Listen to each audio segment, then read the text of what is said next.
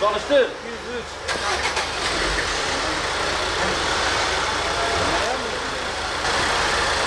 Tamam.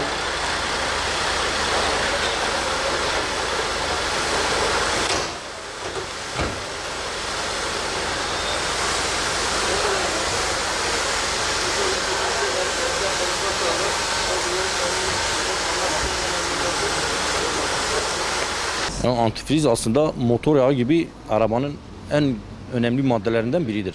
Bakımdır o da. Yani en önemli maddelerinden biridir. Yalnızca kış ayları için değil. Yaz, kış 4 mevsim antifriz arabada bulunması lazım. Motor yağı gibi faydası çoktur. Hem donmamasını engelliyor hem de çürümemesini.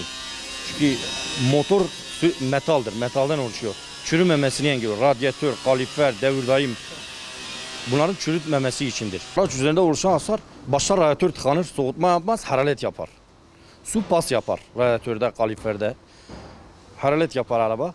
Hararet yaptı mı zaten araba yolda kalır, yani motor gider. Masraf çok olur ha. Yani antifrizin de maliyeti çok düşüktür. Yani bir gün bu usta 80-100 lira arasıdır en orijinali. Yani bunu değiştirmediği takdirde 10 milyarı gider. Sürücü yani anlamaz antifrizin kalitesi olup olmadığını. Onu sağlam bir ustada değiştirmesi lazım. Mesela atıyorum usta zaten onu test eder. Çünkü piyasada kötü antifrizler de var. Başta alacak onu 3 gün buzdolabında tutacak. Buzdolabında donuyor mu donmuyor mu? Sonra kaynatacak işte bu derecelerle ölçecek ondan sonra. Yani araç sahibinin şeyi yok yani. Bir şey bilemez yani. Yalnızca gidip ustaya diyecek antifriz doldur doldurma. O şekilde. Kesinlikle her antifriz bir değil. Organik var. Bir de renkler var. Yok kırmızıyı doldur, maviyi doldur. O önemli değil zaten rengi. Yok kırmızıyı işte metali eritiyor. Öyle bir şey yok. Organik olacak o kadar.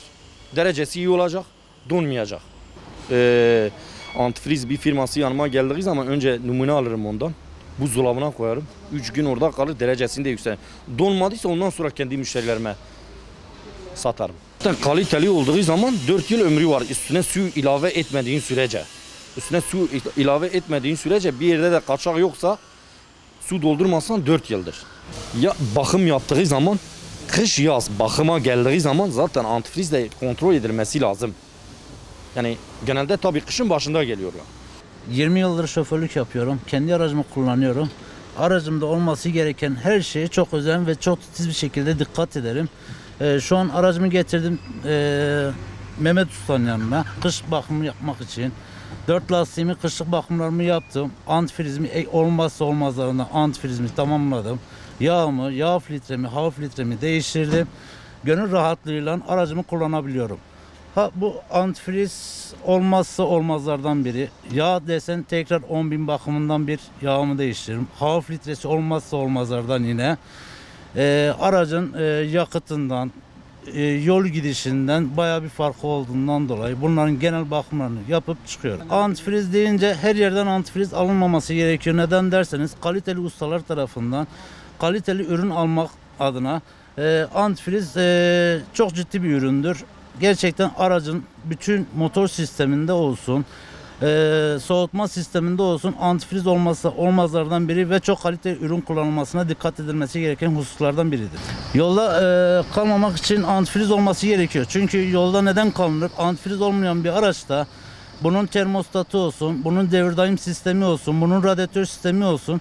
Bunlar zamanla içinde su olduğundan dolayı parslanma, blok çatlatma, devirdaim kitleme, termostat bağlama gibi olaylarla karşılaşıyoruz. Ama antifriz olduğu zaman antifrizde yağlama özelliği var içinde. Bu olduğu zaman antifriz araçta hiçbir zaman arabanız tamamıyla çok güzel bir şekilde çalışır ve soğutma sisteminde ise çok rahat bir şekilde soğutma sistemini de sağlar.